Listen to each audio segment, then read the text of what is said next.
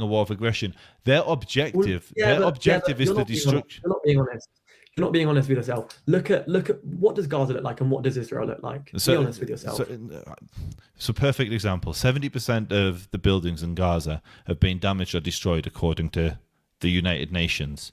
If 70% of the people live in those buildings, yes, they work in those buildings. If the people hadn't been warned, you would be seeing over 1 million dead Palestinians who would have been in those buildings when they were hit. But what Israel's done, it empties entire neighborhoods by making millions of phone calls, sending millions of texts, dropping millions of flyers, creating humanitarian corridors where people can move to safer places like Al-Mawasi.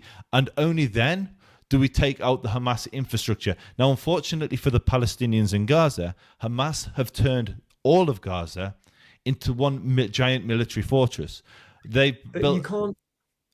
If Israel's army is so amazing, why aren't they more precise? Wiping out 70% of buildings. I doubt that 70% of buildings contain Hamas infrastructure. So this is where people in the West get so confused, because you live in your ivory tower and you see what happens. So, for instance, if there's a bomb threat in London, I'm assuming you live in London with your accent and the fact that you're Jewish, but you don't have to dox yourself.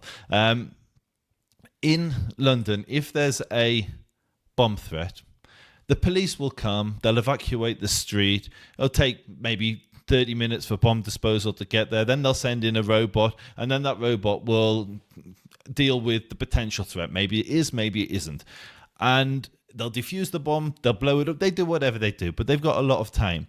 If you're fighting a war against a guerrilla force who have a labyrinth of tunnels with thousands and thousands of tunnel shafts it's been described to me as almost every other building there is a shaft popping up, or there's a sniper position. If you're dealing with this threat, you can't wait for a bomb disposal unit to come in and deal with all the booby traps. What happened in Rafah was we went into Rafah, we took Rafah, we were pressured by the Americans, so we came out of Rafah, and then when we returned back into Rafah, all the buildings that we'd previously taken had been booby trapped, and we lost our own people. So what Israel does, it destroys buildings rather than people. So it evacuates people and eliminates the positions from which Hamas are attacking them, the booby trap buildings, the tunnel shafts. And that's why you see the level of damage. And I would every single day rather see destroyed buildings than destroyed people. We are actually risking our people by doing this. By having troops on the ground, we're endangering our own lives. We could just carpet bomb everything from the air, but we don't. But that's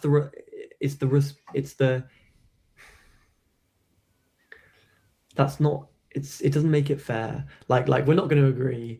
And I was on here to play guitar, but it's been really nice talking to you, and you're very good at arguing.